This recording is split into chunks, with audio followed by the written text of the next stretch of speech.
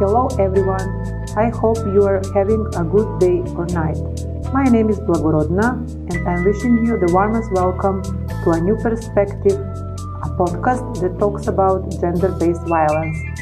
Today we will be joined by our guest Vlatko to discuss how to prevent gender-based violence through education, awareness and cultural change. We will explore what's been done and what more we can do to build safer communities. From education in schools to changing everyday behaviors, we will discuss practical ways to prevent violence and promote healthy relationships. Hello, Vlatko. Thank you for being with us. Hello, thank you for your invitation. In today's world, we often witness situations of gender-based violence. It is a silent yet widespread issue, and that's why it is so important that we find ways to prevent it. To start, could you give us an overview of the current situation and your opinion on how aware today's societies are regarding this topic? Well, I think we are more aware than we used to be. We see it in the news, but too many people still think this doesn't happen in my neighborhood or it's just a private family matter. But the truth is, it's happening all around us. It starts with small things like sexist jokes or catcalling that we've been taught to ignore. Real awareness means realizing that these small things create a culture where violence is allowed to happen. Today, we are at a turning point. There is undoubtedly more visibility around gender-based violence than ever before. However, there's a dangerous gap between visibility and true understanding. Many societies still see it as a private matter of a series of isolated incidents, rather than understanding it's a systemic, cultural problem rooted in inequality. Do you think we are lacking education when it comes to preventing these dynamics? Without a doubt, our biggest failure is in prevention. Right now, we mostly just clean up the mess after the fact. We are not stopping it from happening in the first place. We teach kids other subjects, but we don't teach them the basic formula for a healthy relationship.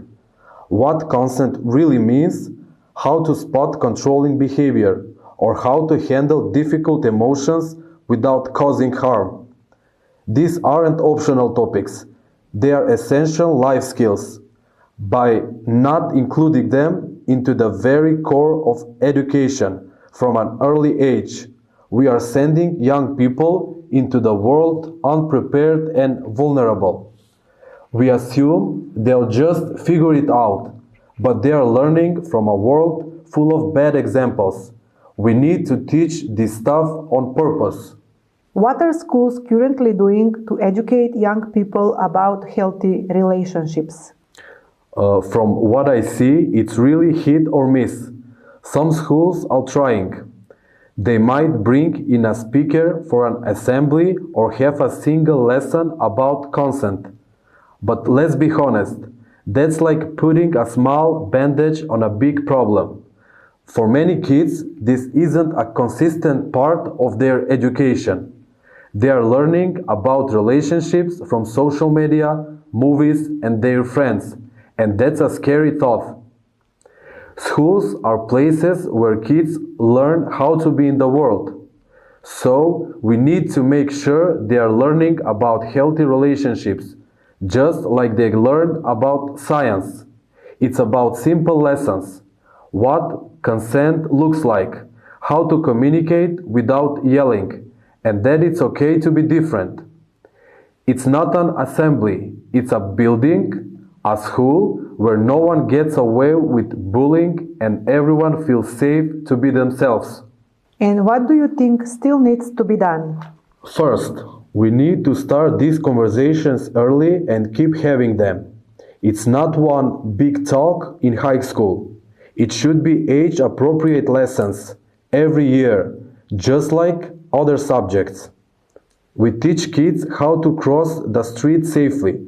We should be teaching them how to spot red flags in a relationship and what real respect look like. Second, it has to be practical. Kids need real skills. How do you say no comfortably?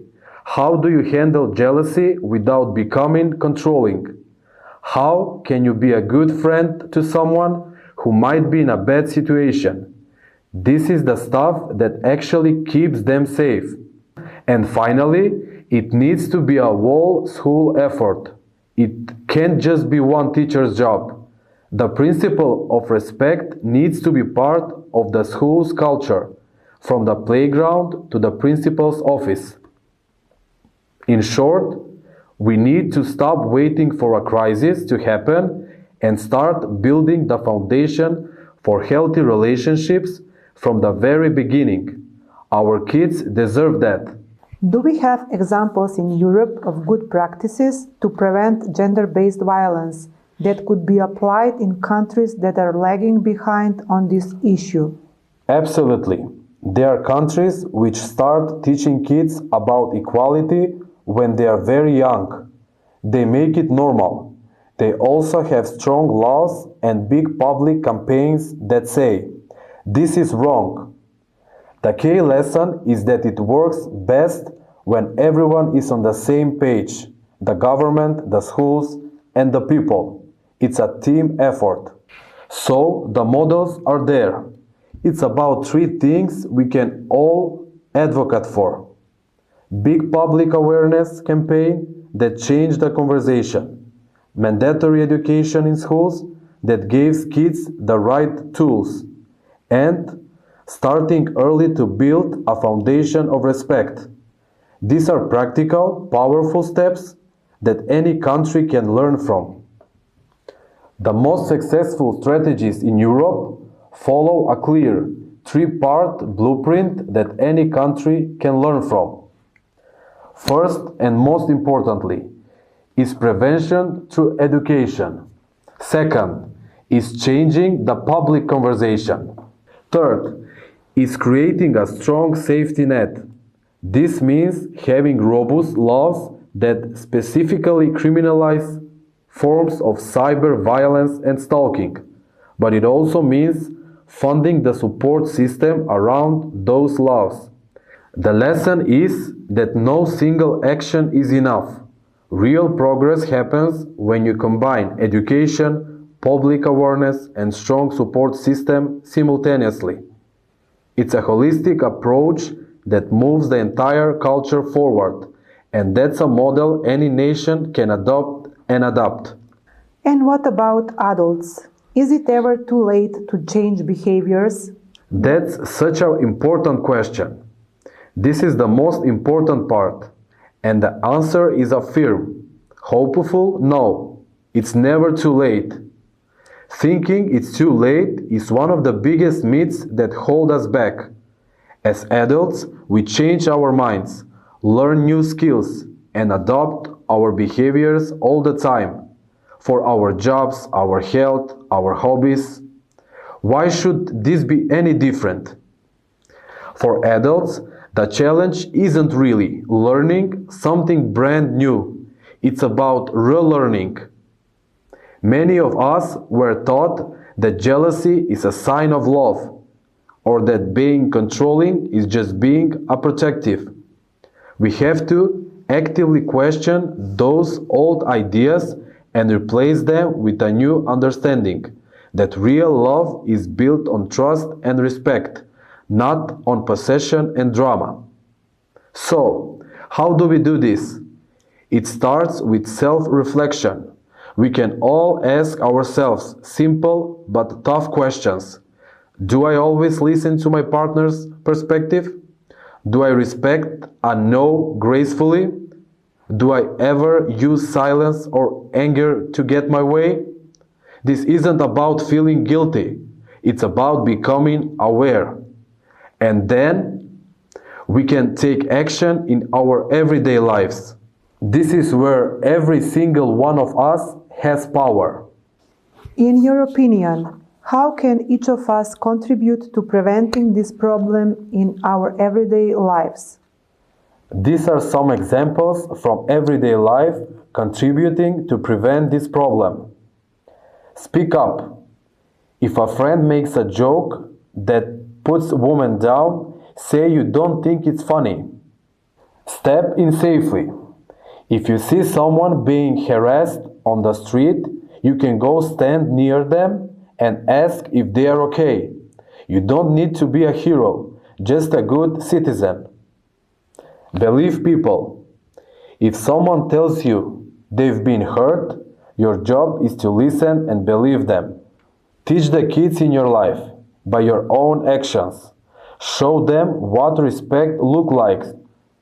Prevention is about a million small choices we all make every day to be kinder and to not look the other way. It's never too late to do better. We don't need to be experts to make a difference. Thank you so much for listening, and a special thanks to our guest for those clear and powerful insights. Big thanks for inviting me and for the possibility to express myself in this very important topic. Thank you for being here. Now, in the next episode, we will be looking at how heteronormative roles are enforced in sports. We will explore partner dancing and how to build safer and more empowering spaces by subverting gender roles and thus preventing the perpetuation of gender-based violence.